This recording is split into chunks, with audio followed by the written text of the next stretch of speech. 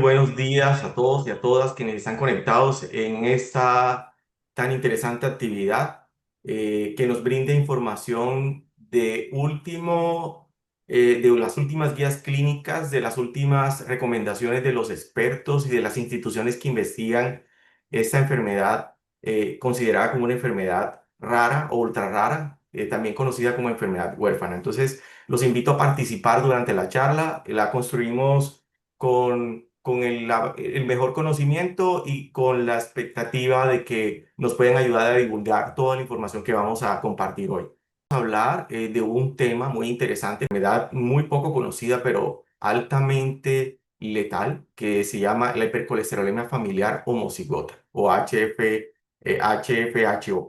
Es un riesgo cardiovascular muy alto. La he querido poner un subtítulo porque lo que vamos a hablar precisamente es de este tema. Pero vamos a tocarlo hoy empezando desde el punto de vista desde la nutrición, ya que soy nutricionista clínico y me dedico a educar pacientes con ese tipo de condiciones. Estos son mis datos personales para quienes quieran contactarme con muchísimo gusto. Me encuentro ubicado en la ciudad de Cali y trabajo acá en la clínica Imbanaco. Bueno, como conflicto de interés es importante hacerles informar que esa charla fue patrocinada por la Fundación Colombiana de Enfermedades Huérfanas. Y como dato muy importante, hay una cantidad de, digamos, de expectativa frente a todo lo que vamos a hablar, pero realmente estas enfermedades pertenecen a un grupo, digamos, de condiciones clínicas en las cuales las personas desconocen muchísimo sobre esa enfermedad. Cualquier persona, cualquier médico, enfermera, nutricionista, muchas personas desconocen esta enfermedad y precisamente por eso tiene el apelativo de huérfanos. Digamos que hay personas que trascienden y cambian todo. Uno de ellos fue Leonardo da Vinci. Cuando uno abre los ojos y ve las cosas de una forma diferente, cuando uno las aprende, uno puede transformar el mundo de las personas. Así que él tenía una frase muy bonita que decía que una vez que hayas probado el vuelo, siempre caminarás por la tierra con la vista mirando al cielo, porque ya has estado allí y allí desearás volver. Así que los invito a aprender mucho sobre esta condición. Bueno, el tratamiento dietario de la hipercolesterolemia familiar homocigota esa patología es debido a algunos defectos genéticos. El más común está relacionado con una mutación en el receptor del LDL y tiene una prevalencia de 1 en 300.000 personas más o menos. Ahorita vamos a hablar un poquito más y el doctor nos va a explicar un poquito más, mi compañero, el cardiólogo, quien va a hablar en unos minuticos, pero esta condición tiene algo que ver, es con las células de nuestro hígado, con las células de nuestro cuerpo, especialmente en el hígado, donde los hepatocitos, que son las células del hígado, tienen unos receptores en la membrana. Y esos receptores en la membrana están hechos, así como un enchufe que casa exactamente. Aquí en Colombia, por ejemplo, tenemos una clasificación de los conectores. Si nosotros nos vamos a otro país que sea muy diferente a Colombia, va a ser muy difícil que podamos conectar nuestros electrodomésticos. Tocaría comprarnos un adaptador. Bueno, las células tienen más o menos unos enchufes, unos conectores, ¿sí? Unos receptores para las proteínas y para las sustancias que tenemos en el cuerpo. Uno de ellos es el receptor del colesterol LDL, que es un colesterol que hemos asociado directamente con la enfermedad cardiovascular, o sea, con la formación de placas de colesterol en las arterias y son las que nos tapan las arterias, lo que nos produce la enfermedad ateromatosa. Y esa ateromatosis como tal, que es formación de pegotes de grasa, de colesterol en las arterias más pequeñitas, va haciendo que ellas se van obstruyendo y vayan produciendo la enfermedad aterosclerótica. Entonces, como tenemos un defecto en ese, además de otros defectos también, permite que ese colesterol se mantenga en niveles muy altos. En cuanto a la nutrición, el tratamiento consiste en una restricción estricta de colesterol dietario. Para nosotros los nutricionistas la recomendación es entre menos colesterol tenga la dieta, muchísimo mejor. O sea que esas dietas deben aportar menos de 200 miligramos de colesterol al día. Eso es muchísimo colesterol, en comparación, muy bajo colesterol en comparación con la población normal, quien usualmente excede los 1.500 miligramos de colesterol en una dieta común. Y segundo punto es mantener el colesterol plasmático debajo de 70 miligramos por decilitro, incluso más, con el uso de los nuevos medicamentos y las terapias médicas que existen para esa enfermedad y asegurando una dieta lo más variada y saludable posible. O sea, es importante no solamente restringir el colesterol, sino también garantizar que nuestra dieta sea apetitosa, variada, nutritiva, rica, suficiente, económicamente fácil de adquirir, porque las dietas muy costosas se vuelven muy complicadas de llevar a cabo. Y obviamente el punto médico, que es el tratamiento farmacológico estricto y crónico, el cual no se puede abandonar a menos que el médico o alguna condición adicional no permita llevar el tratamiento. Y esos tratamientos farmacológicos están encaminados a reducir la síntesis, o sea, la producción de colesterol e inhibir la absorción a nivel intestinal. O sea, no solamente le dicen al hígado no vas a producir colesterol, sino que hay otros medicamentos que evitan que se pueda absorber en el intestino, o sea, el colesterol de los alimentos que consumimos. Aquí está como la fisiología normal del colesterol LDL. Aquí podemos ver en la gráfica A, podemos ver aquí cómo el colesterol LDL o LDLC tiene como un cinturoncito llamado ApoB. Este ApoB permite que se pueda casar fácilmente con ese LDL receptor que está en la membrana del hepatocito, o sea, de la célula del hígado.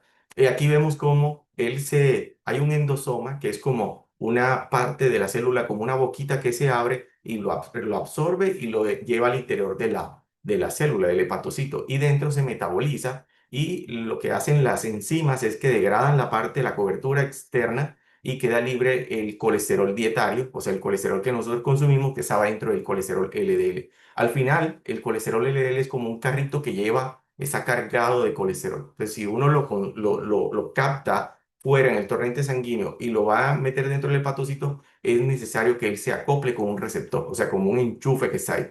Es la misma situación de la llave en la casa de uno, cuando uno mete la llave, rueda la chapa y puede entrar a la puerta a su casa. Bueno, esa es la condición normal de lo que sucede en todas las personas que tenemos la producción normal del receptor del LDL, que es el que parece una Y que está de color morado.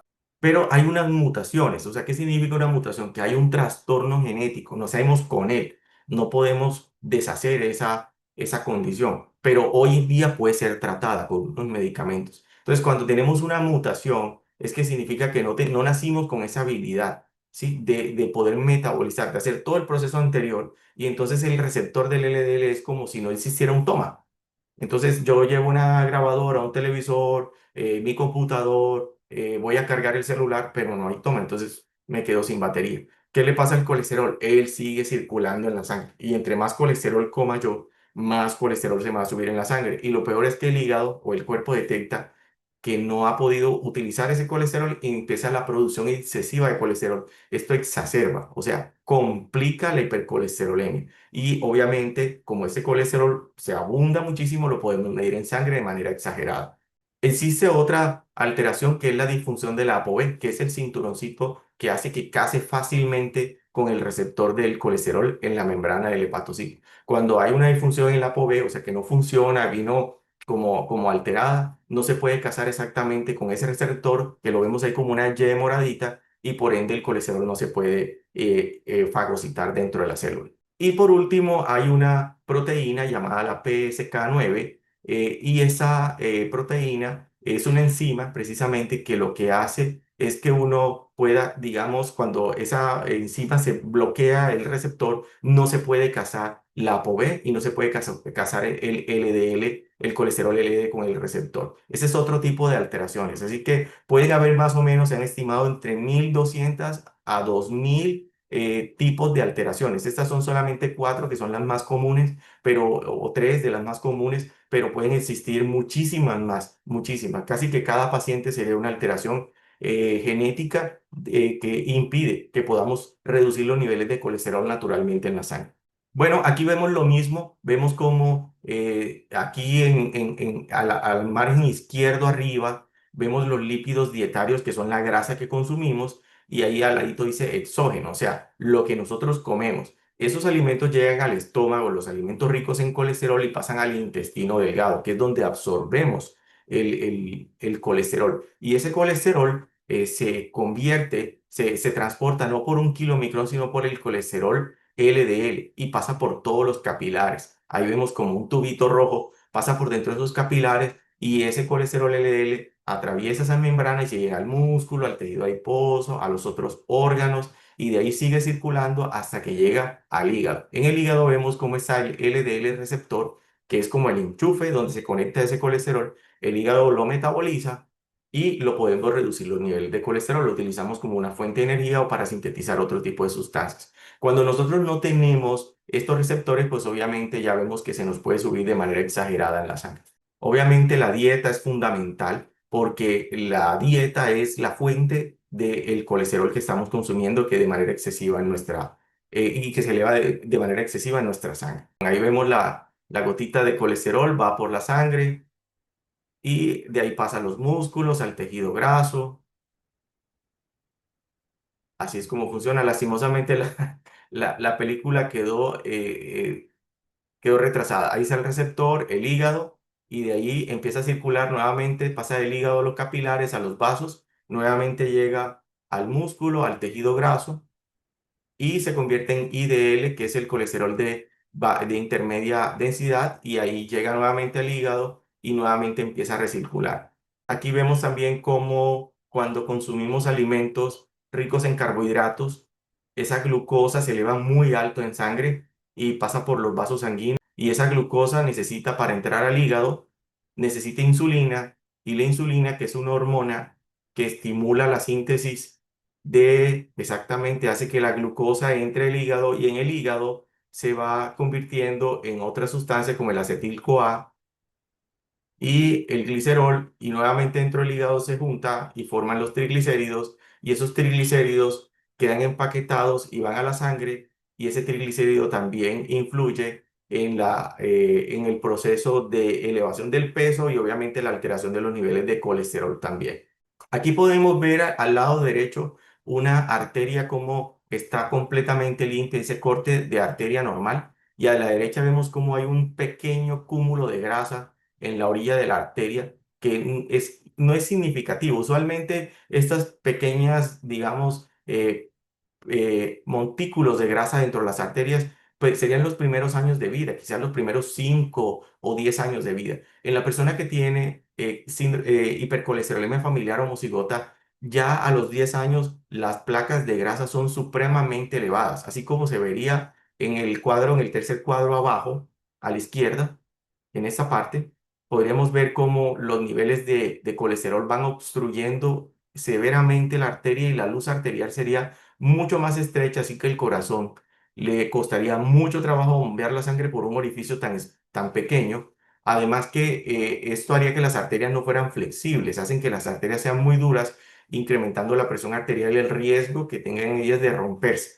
Y ya podemos ver cómo en el último cuadro a la derecha, abajo, está completamente tapada y tiene un coágulo sanguíneo. Ese coágulo es lo que llamamos, pues obviamente, un infarto. Cuando ya tenemos un coágulo aquí, obstruye el paso de la sangre, no llega oxígeno, no llegan nutrientes, y todo lo que está alrededor de ese coágulo es colesterol que está empaquetado en la arteria y evita que esa arteria sea muy grande, pero evita, como es una arteria muy chiquitita, que puede ser un poquito más grueso que un cabello, evitaría que la sangre pasara a los tejidos, y esos tejidos con ausencia de oxígeno y ausencia de nutrientes empiezan a morir. Eso es lo que llamamos un infarto. Aquí podemos ver manifestaciones cutáneas de la hipercolesterolemia familiar homocigota. En el cuadro del A arriba podemos ver los santomas tendinosos, y que son como unas prolongaciones, como si fueran unos callos en los tendones de Aquiles, pero también podemos ver en la imagen B cómo hay como unos levantamientos, unos bultitos en las articulaciones de los dedos, y en la foto C podemos ver un ojo, y alrededor del ojo se ve un aro azul, el famoso aro azul, el aro azul de las personas que han tenido el colesterol muy alto mucho tiempo, ¿sí? Este aro azul puede deberse a otras condiciones, pero usualmente se presenta en las personas que tienen hipercolesterolemia de larga data. Y también podemos ver aquí en el cuadro D las manos de un niño, ¿sí? Parece que es un niño, y podemos ver que tiene unas manchitas en los nudillos y en las rodillas. Todas esas manchitas amarillas son cúmulos de colesterol que está tan alto en sangre que busca sitios donde se pueda ubicar ese colesterol, porque ya dentro las arterias del corazón, del cerebro, de los pulmones, de las piernas, de los órganos internos están muy llenos de grasa. Entonces empieza a erupcionar hacia otras partes del cuerpo y usualmente se depositan estos tejidos. Si le viéramos las manos a ese niño, las palmas de las manos, no los nudillos como alcanzamos a ver, sino las palmas de las manos, se verían las manitos amarillas como si tuviera mantequilla en las manos. Acá a la derecha vemos la cara, el rostro de una mujer, los ojos, y podemos observar cómo hay unos antelasmas en los ojitos. Son unas manchas, unos acúmulos de colesterol debajo de los párpados y en la región de los lacrimales, que es muy común también verlo en las personas que tienen hipercolesterolemia durante mucho tiempo y muy alto. Este tipo de manifestaciones cutáneas a veces las podemos ver en abuelitos o en personas adultas, pero en la persona que tiene hipercolesterolemia familiar homocigota se ve tempranamente en la vida, en los primeros años de vida. Por eso el tratamiento farmacológico y el tratamiento dietario debe ser muy, muy estricto. Pero ¿cómo tengo que alimentar a una persona? Yo que soy nutricionista y ustedes que son, puede haber aquí dentro de las personas que están participando en esta charla, pueden haber profesionales de la salud, pueden haber, por ejemplo, médicos, puede haber enfermeras, puede haber, por ejemplo, cuidadores, familiares, la mamá, el papá de un niño con esa condición, la esposa o una hija. Entonces, ¿cómo tiene que ser la nutrición de estas personas? Entonces, ¿qué ha dicho la ciencia médica sobre esa condición? Hay unas recomendaciones. Por ejemplo, el tratamiento de estas personas con esa condición debe ser realizado por un equipo de atención médica, el cual que sea multifuncional. Es un equipo de trabajo es que tenga un médico especialista, un nutricionista, que tenga psicología, que tenga trabajo social, incluso que haya personas que enseñen como chef, que enseñen a preparar recetas para que las personas puedan llevar a cabo una alimentación muy variada y muy saludable. Entonces, toca entrenar a esos profesionales de la salud y que ellos conozcan ese paciente entre todos y entre todos lo manejen de la manera más adecuada, especialmente el nutricionista. Ahora, ¿cuáles son las recomendaciones en todos los nutrientes? Es que la dieta debe ser muy variada. La dieta tiene que ser supremamente variada, que incluya muchas frutas, muchas verduras, cereales integrales. Y con eso no me quiero referir a productos ultraprocesados. Yo constantemente en el consultorio tengo muchos pacientes que me preguntan que si las galletas comerciales que dicen integrales son saludables. Y usualmente esas galletas no son recomendadas en pacientes que tengan hipercolesterolemia familiar. ¿Por qué? Porque estos productos son hechos con grasas trans, con grasas que elevan el colesterol LDL y lo vuelven más aterogénico, más peligroso. Por ejemplo, utilizar margarina, sustitutos de grasa, utilizar, por ejemplo, productos como la vitina, como la manteca, por ejemplo, la mantequilla, son productos que exacerban, elevan muchísimo más el nivel de colesterol en sangre. Aunque el rótulo del alimento diga que son integrales, realmente no son saludables para las personas que tienen esa condición. ¿Qué alimentos sí son cereales integrales? Por ejemplo, el arroz integral, el trigo integral, el maíz molido que tenga la cascarita, que tenga la fibra, o por ejemplo la quinoa, o los frijoles, las lentejas, garbanzos, arvejas, las nueces y semillas, o las legumbres. Por ejemplo, todas las legumbres en Colombia se comen muchas, arvejas, garbanzos, caraotas o frijol negro para las personas que son de Venezuela, las arvejas, los blanquillos. Existen muchos tipos de leguminosas que pueden ser unos buenos reemplazantes de la proteína de origen animal y complementan mucho la proteína de origen animal. Las proteínas de origen animal magras, entiéndase magro como aquella porción de pollo, pescados, cárnicos, ya sean de res o de cerdo, que tengan menos del 10% de la grasa, de grasa. Así que tocaría coger un corte muy magro, por ejemplo, filetes de pescados blancos, como el róbalo, la corvina, la merluza, el pargo, el congrio, ¿sí? Que son pescados que tienen muy poco aporte de grasa. Los productos lácteos que se vayan a utilizar deben ser descremados, no semidescremados, sí, sino descremados. Hay personas que a veces se confunden con los productos descremados y deslactosados. Los descremados no tienen crema, o sea, no tienen grasa. Y los deslactosados son los que le han modificado la lactosa con un enzima. Entonces toca comprar principalmente estos grupos de alimentos. Si tenemos todos estos grupos de alimentos que acabamos de hablar, podemos garantizar que la dieta sea muy saludable. Ahora, en cuanto al contenido de grasa, esa grasa debe ser menor del 25% del valor calórico total, incluso menos. Nos tocaría hacer una elaboración de un plan de alimentación muy estricto, más o menos entre el 20 al 25 del valor calórico total, para que pueda haber un buen suministro de grasas, digamos, poliinsaturadas y monoinsaturadas, y evitar al máximo las grasas saturadas, porque estas a su vez elevan el colesterol LDL. Así que este tipo de dietas tienen que ser elaboradas por un nutricionista, casi que con una lista de intercambios al lado y hacer un cálculo matemático, diseñarle un menú para toda la semana y poder entregarle ese menú para que le sea mucho más fácil al paciente. El paciente a su vez lo imprime o lo tiene en su celular o lo pega en la nevera y le enseña a su núcleo familiar de cómo es la comida de él para que se la preparen o él mismo la prepara y pueda consumir los alimentos de la manera correcta. Ahora, el contenido de colesterol, como les informé, debe ser menor de 200 miligramos al día y basada en alimentos con nulo aporte de colesterol o muy bajo. ¿Quién sabe cuánto colesterol tiene un alimento? Pues los nutricionistas y algunos otros profesionales de la salud. Por eso toca sentarse con un experto para que diseñe el menú. En cuanto a las grasas saturadas, que son las grasas que más inciden en el incremento del colesterol LDL, toca poner menos de un 7% de la grasa saturada. O sea que toca controlar carnes rojas.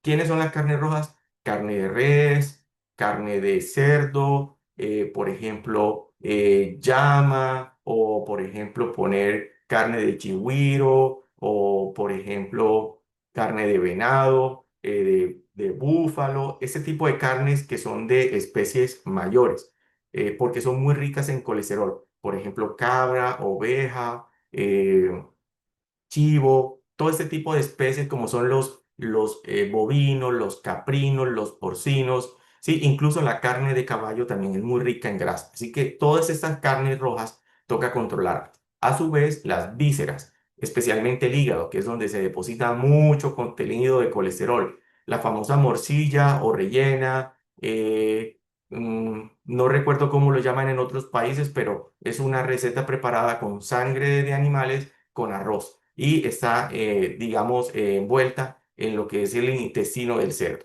La manteca, que hoy en día se ha puesto muy de moda y muchas personas en las redes sociales de manera irresponsable recomiendan cocinar con manteca de cerdo o cualquier otro cebo y no se dan cuenta que de pronto dentro de las personas que los están escuchando hay algunas personas que tienen problemas de hipercolesterolemia familiar, ya sea heterocigota o en este caso, que es mucho más severa de la que estamos hablando hoy, homocigota.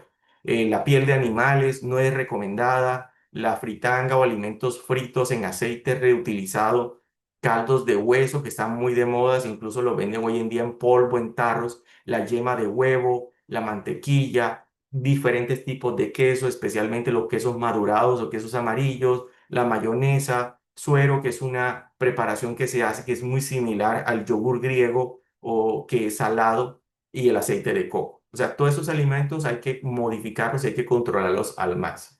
Las grasas trans, como les había comentado, son un tipo de aceites que son hidrogenados en laboratorio y a altas temperaturas y lo que hacen es que lo modifican químicamente y son aceites que los convierten en sólidos a temperatura ambiente. Por ejemplo, los tipos de margarina, que son aceite de girasol o aceite de soya o aceite, por ejemplo, de canola, y a temperatura ambiente se ponen duritas y simulan la mantequilla. Estos aceites, o sea, estas margarinas, al igual que la mantequilla, están contraindicadas en las personas que tienen hipercolesterolemia familiar o homocigota.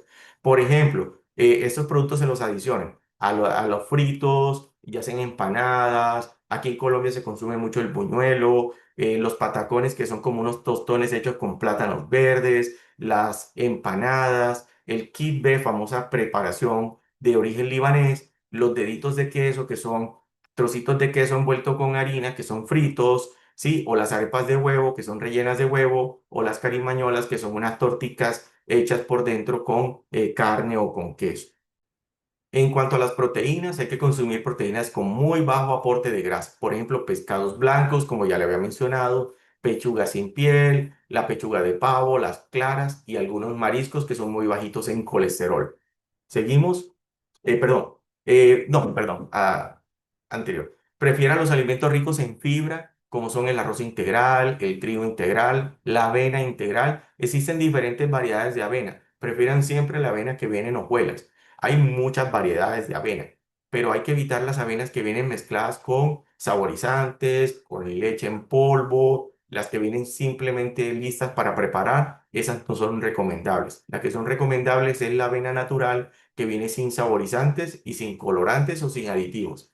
El maíz trillado, como lo conocemos, que es el maíz molido, que cuando usted lo consume suelta parte de la corteza, que es la fibra, que es la envoltura en donde viene el grano de maíz. Verduras, frutas, leguminosas, las nueces y semillas. Muy importante hacer énfasis en las nueces. Hay estudios que demuestran que consumir un puñadito de nueces, equivalente a 30 gramos de nueces, pueden ayudar a reducir el nivel de colesterol. En los pacientes con hipercolesterolemia familiar, consumir nueces no es que tenga un impacto muy alto en los niveles de colesterol, pero cuando se empieza la terapia, ya sea la terapia nutricional, o sea, la dieta y el medicamento, comer nueces sí puede incidir en los niveles de colesterol. Lo mismo que utilizar las semillas, como la chía, la linaza, etcétera. Tubérculos y plátanos también son una buena alternativa, pero no utilizándolos como en frituras o ya sea por inmersión o en contacto con aceites a alta temperatura. En cuanto a los carbohidratos, hay que evitar de todos los medios el consumo de azúcares. Evitar el alcohol porque el alcohol intensifica la producción de colesterol en nivel hepático. Ningún tipo de bebida alcohólica, ni alcohol, por ejemplo, en cerveza, en vino, en brandy, en coñac, en whisky, en tequila. No se recomienda utilizar bebidas alcohólicas, nuevamente lo repito, porque se incrementa la producción de colesterol a nivel hepático, lo mismo que los azúcares. En cuanto a la actividad física, hay que realizar actividad física, eso sí, siempre y cuando sea recomendada por el médico tratante y que no sea de intensidad mayor a moderada. ¿Por qué? Porque eso puede elevar el gasto cardíaco, puede elevar el estrés cardíaco y si tenemos una ateromatosis bastante avanzada, esto puede ir en detrimento de la salud del paciente. Está contraindicado el uso de tabaco en las personas que tienen este tipo de condición. Aquí podemos ver la foto de un yogur en Colombia muy comercial. Se vende como yogur griego, doble proteína, 0% grasa. Yo quiero que analicen bien este empaque porque es una marca muy comercial. Creo que en Latinoamérica se comercializa en varios países. En Colombia es la marca líder. No estoy en contra de la compañía, sino que pues lo tomé como un ejemplo. Y pues en todos nuestros países venden yogur griego. Bueno, este es llamado yogur griego natural y son 150 gramos que tiene este vasito. ¿Listo? 0% grasa. Analicemos la tabla nutricional a la izquierda. En esa tabla nutricional podemos ver que un vaso tiene 150 gramos, tiene 110 calorías y cuando vemos debajo dice grasa total, dice 0 gramos de grasa total. No tiene grasa saturada, no tiene grasas trans y colesterol. ¿Cómo puede ser posible que un yogur no tenga nada de grasa? Es porque lo hacen con leche descremada, o sea, la leche que le quitan toda la mantequilla, toda la grasa y con eso preparan el yogur. Si lo hicieran de esa manera, simplemente con la leche que es descremada, el yogur no quedaría con la consistencia que conocemos todos y sabemos del yogur griego. Para poder lograr esa consistencia, lo que hay que hacer es doblar la cantidad de proteína, ¿sí? Y doblar la cantidad de lactosa. Entonces, por eso podemos ver cómo debajo de carbohidratos totales, por ejemplo, hay carbohidratos totales, dice 19 gramos. Un yogur de estos usualmente en la misma cantidad aporta la mitad, o sea, por ahí unos 8 gramos de carbohidratos totales, 7 8 gramos, y casi todos esos carbohidratos son azúcares. Y podemos ver también cómo se duplica la cantidad de proteína. Usualmente tiene 4,5 6 gramos de proteína, acá tiene 9. Así que podemos decir que este yogur le quitan la grasa, pero le adicionan más proteína y más lactosa para hacerlo más denso con los bacilos fermentativos. Así que esta opción se podría utilizar siempre y cuando sea recomendado por su nutricionista y sea estudiada la tabla nutricional de cada país. Aquí me tomé la tarea de hacer un análisis de una dieta de un día común, ¿cierto? Ya para terminar, aquí podemos ver cómo en Colombia se consume mucha arepa, que es una tortica hecha con harina de maíz y la arepa blanca, digamos que es un desayuno con unos huevos revueltos con mantequilla, un pan mogolla, que es un pan redondito pequeño que lo venden en cualquier panadería en Colombia, creo que en otros países de Latinoamérica, y chocolate en leche entera. Eso es un desayuno muy tradicional en Colombia. De pronto puedes divergir mucho con los desayunos en el resto de Latinoamérica. Entonces, yo me tomé en tarea de medir cuánta grasa contenía cada alimento y cuánto colesterol. Aquí podemos ver cómo la arepa no tiene colesterol. Los huevos, por ejemplo, tienen más o menos los dos huevitos, unos 370 miligramos de colesterol y la cucharada de mantequilla 43. Y podemos ver como un pan ya pequeñito tiene 20 gramos de colesterol porque lo hacen con mantequilla y el chocolate en leche, que es una taza 100% leche entera con azúcar, tiene 24. Así que podemos ver que ese desayuno es supremamente alto en colesterol, ya que nosotros debemos de tener una dieta que aporte menos de 200 miligramos de colesterol. A la hora del almuerzo, se utiliza una porción de carne de res frita en aceite de soya. Eso tiene más o menos los gramos de la carne más los gramos del aceite, son 135 miligramos de colesterol. Y también podemos ver cómo el arroz blanco no tiene, las tajadas de plátano maduro tampoco, la ensalada no tiene y el jugo de mango.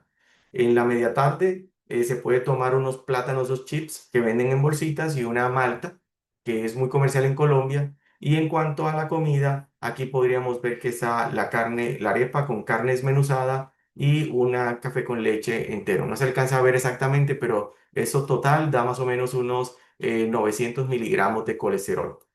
Bueno, seguimos. Veamos cómo queda el siguiente, veamos cómo queda este menú. Cuando hacemos las modificaciones de los menús, aquí podemos observar, ay, qué pena que se desconfiguró cuando lo pasamos a PowerPoint, pero se puede ver que el desayuno se puede modificar, se puede consumir la arepa blanca sin mantequilla añadida, se puede hacer los huevos revueltos, se le quitan las yemas y se puede hacer las claras con cúrcuma, tomate, cebolla, se puede incluir en vez de la mogolla una porción de fruta y se puede hacer cocoa o chocolate sin grasa y la leche descremada y se reduce notablemente la cantidad de colesterol, incluso el desayuno podría quedar mucho mejor y más balanceado. A la media mañana se puede consumir una mandarina con una fruta y en el almuerzo podemos ver cómo podemos cambiar la torta de carne de res, la podemos cambiar por una hamburguesa de lentejas que tenga proteína texturizada de soya. Acá en Colombia le llamamos como carne, que es carne vegetal y verduras y son unos productos fáciles de conseguir. Se arman las torticas, tres torticas de 50 gramos cada una y aporta una buena cantidad de proteína sin cambiar el resto del plato y cómo queda ese almuerzo, cero aporte de colesterol. En la media tarde, igual incluimos frutas, las cuales no tienen colesterol, y en la noche también podemos preparar otro tipo de una tortilla de claras sin yema y reducimos notablemente la cantidad de colesterol al día. Aquí podemos ver el desayuno ya en fotos. Aquí está la arepa hecha 100% de maíz sin queso ni mantequilla. Están las tortillas de clara con cúrcuma y ahogado. Ahogado en Colombia lo llamamos como a la mezcla de tomate con cebolla, ajo, aceite. ¿Sí? Al lado vemos la fruta, unos trocitos de papaya y abajo el chocolate en leche del 96% libre de grasa. No sé si cómo les parece este desayuno, pero creo que de esta manera no van a sufrir la aplicación de las recomendaciones nutricionales para esta población. Aquí está la media mañana, que puede ser una fruta que no tiene colesterol. Incluso las frutas ricas en fibra nos pueden ayudar a inhibir la absorción del colesterol. O en el caso de las nueces que no tienen colesterol ni grasas saturadas en suficiente cantidad, pueden ayudarnos también con el equilibrio de los nutrientes y de los ácidos grasos en nuestra dieta y agua. A la hora del almuerzo, aquí se pueden ver unas torticas de lentejas, en las cuales no tienen ningún tipo de proteína animal, un trocito de plátano asado al horno, una sopa de verduras, una ensalada de aguacates, tomates y otras vegetales, arroz integral y una limonada con stevia. Recordemos que cuando utilizamos limonada, eso ayuda a absorberse mejor el hierro de las lentejas. Aquí vemos una fruta también, no tiene colesterol el mango con agua. Y en la tarde, y aquí podemos ver una arepa de maíz con una pechuga sin piel desmenuzada, la cual podría ser el único alimento de origen animal, aparte de la leche descremada.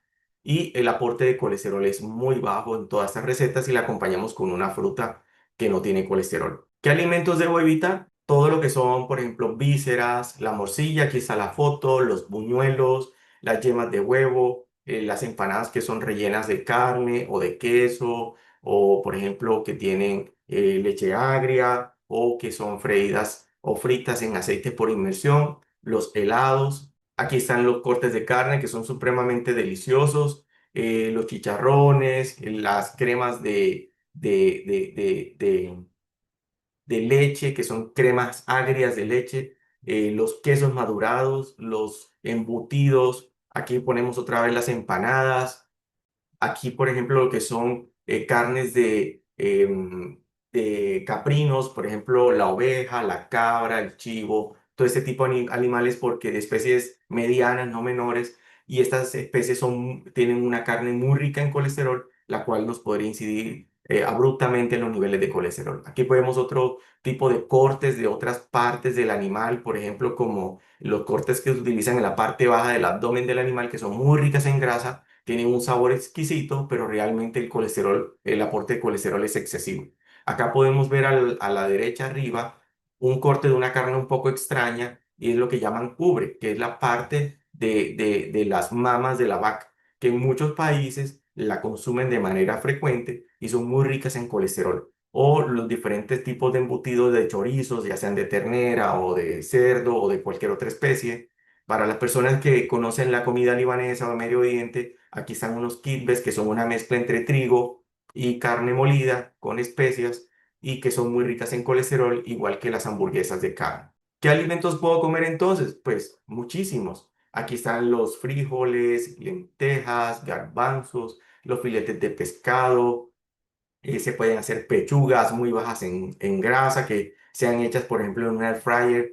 Se pueden aprender a hacer algunos tipos de marinados para que esa pechuga sepa rico sin necesidad de agregarle más grasa a las preparaciones. Lo mismo que preparaciones de otras leguminosas como la lenteja, otro tipo de cortes de pescados que pueden ser pescados de río o de mar muy bajos en colesterol. El aguacate, el cual siempre hago mucho énfasis que las personas con esta condición deberían comer una buena cantidad de aguacates toda la semana o hacer preparaciones un poco más exquisitas, más preparadas como son los arroces con vegetales.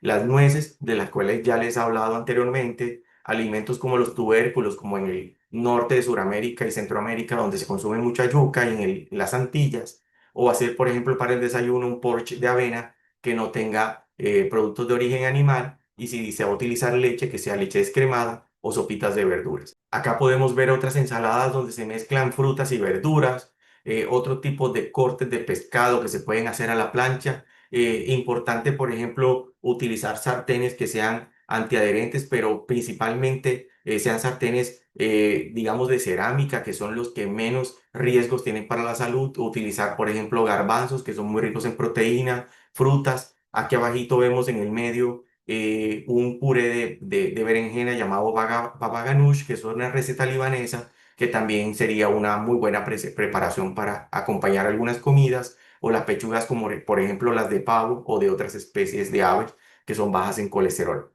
Y bueno, muchísimas gracias. Espero que haya quedado muy claro todos los alimentos que sí y que no, y cómo es la terapia, porque muchos pacientes llegan temerosos a consulta de nutrición, preocupados porque la dieta va a ser supremamente estricta. Y realmente cuando uno ya aprende no solamente nutrición, dietética, tiene que enseñar a los pacientes lo que es la culinaria, que es el arte de convertir los alimentos en una solución a su problema de salud. Mil gracias.